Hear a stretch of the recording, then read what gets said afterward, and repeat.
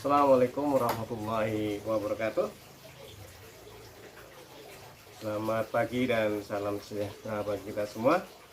Jumpa lagi di channel Kebun Berkah. Alhamdulillah, pagi hari ini kita akan memasuki materi yang ketiga. Materi yang pertama berkaitan dengan definisi pendampingan. Yang kedua adalah aspek dari pendampingan, dan yang ketiganya adalah tugas dari pendamping atau penyuluh.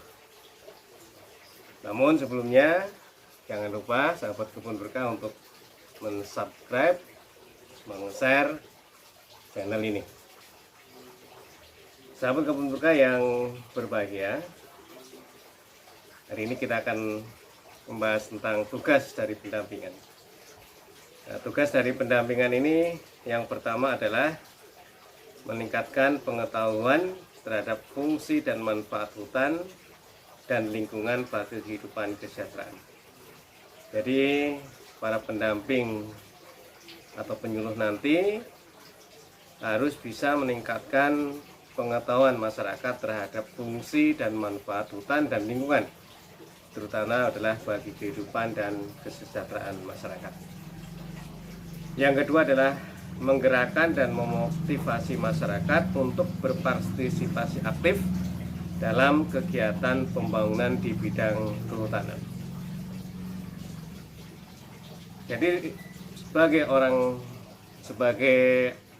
pendamping, maka kita harus bisa menggerakkan dan memotivasi masyarakat untuk ikut serta berpartisipasi aktif.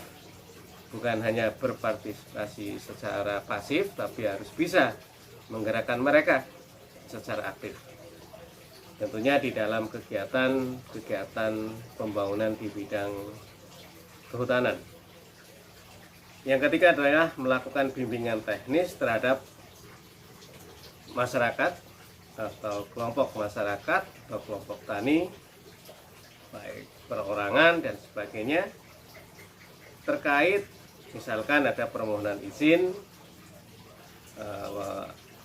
atau permohonan hak untuk kegiatan pembangunan, tentunya di bidang kehutanan. Yang keempatnya adalah melaksanakan bimbingan teknis kepada masyarakat atau kelompok masyarakat atau kelompok tani tentang rencana kerja tahunan, rencana kegiatan usaha, rencana definitif kelompok atau rencana usulan kelompok, rencana kebutuhan, tentunya di dalam kegiatan-kegiatan di bidang kehutanan. Sahabat Kebun Berkah yang berbahagia, tugas pendamping yang kelima adalah melakukan bimbingan teknis di dalam pelaksanaan kegiatan pembangunan di bidang kehutanan. Jadi misalkan ada kegiatan rehabilitasi dan hutan dan lahan, atau ada juga rehabdas atau reklamasi atau yang lain, maka seorang pendamping harus bisa membimbing secara teknis kepada masyarakat, kepada kelompok tani hutan, kepada pihak-pihak lain yang memerlukannya. Yang selanjutnya adalah melakukan monitoring dan evaluasi terhadap perkembangan kegiatan pendampingan. Nah, untuk melakukan kegiatan ini tentunya didahului dengan adanya rencana yang dibuat oleh pendamping, misalkan rencana dalam 1 tahun, rencana dalam semester, ataupun rencana mingguan. Sehingga apabila kawan-kawan menjadi pendamping nantinya memiliki rencana, dapat kita lakukan evaluasi mana-mana rencana kerja yang bisa dikerjakan, mana-mana yang tidak bisa dikerjakan atau menghadapi hambatan, dan tentunya kita bisa mengambil langkah-langkah untuk menyelesaikan hambatan-hambatan tadi. Yang selanjutnya adalah membuat laporan berkala, baik secara manual maupun online. Nah, tentunya laporan ini dibuat oleh pendamping dan ditujukan kepada instansi yang menetapkan Bapak Ibu sahabat kebun berkah seandainya nantinya menjadi pendamping kegiatan pembangunan di bidang kehutanan. Sahabat kebun berkah yang berbahagia, itu adalah kurang lebih 7 tugas yang harus dikerjakan sahabat kebun berkah seandainya menjadi pendamping kegiatan di bidang kehutanan.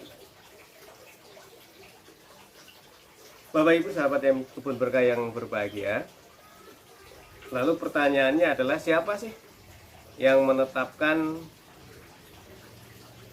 kawan-kawan menjadi pendamping? Tentunya kita akan bertanya-tanya sih, masa kita tidak ditetapkan, hanya mengaku-ngaku aja menjadi pendamping. Nah, itu kan tentunya menjadi hal yang membuat tidak percaya dirinya kawan-kawan semua.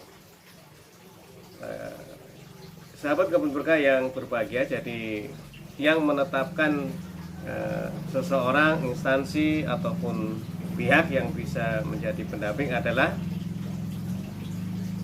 apabila pendamping berasal dari penyuluh kehutanan PNS atau penyuluh kehutanan swadaya masyarakat dilakukan oleh kepala dinas atau kepala unit pelaksana teknis Kementerian Lingkungan Hidup dan Kehutanan sesuai dengan kewenangannya. Jadi apabila Bapak Ibu sahabat kebun berkah adalah seorang PNS atau seorang PKSM, bisa ditetapkan sebagai pendamping oleh kepala dinas yang tentunya membidangi lingkungan hidup dan kehutanan serta kepala UPT lingkup Kementerian Lingkungan Hidup dan Kehutanan sesuai dengan kewenangannya tadi. Yang kedua adalah apabila pendamping berasal dari penyuluh kehutanan swasta, maka dilakukan atau ditetapkan oleh pimpinan di mana Bapak Ibu berada atau Bapak Ibu bekerja. Misalkan apabila di badan usaha milik negara ya pimpinan badan usaha milik negara. Kalau di BUMD ya pimpinan di BUMD. Badan usaha swasta ya di swasta dan lain sebagainya. Yang ketiga adalah penetapan pendamping yang berasal dari pihak lain. Tentunya dilakukan oleh penyelenggara kegiatan pembangunan di bidang kehutanan yang menugaskannya. Bapak Ibu sahabat yang kebun berkah yang berbahagia, sementara materi terkait pendampingan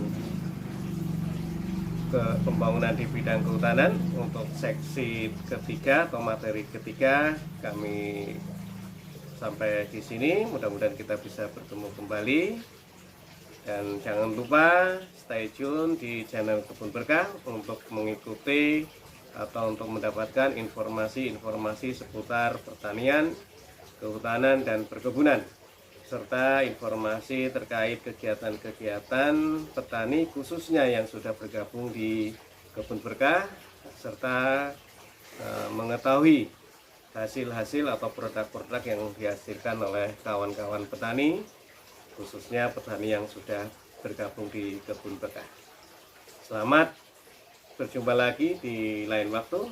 Semoga tetap sehat, tetap semangat. Assalamualaikum warahmatullahi wabarakatuh.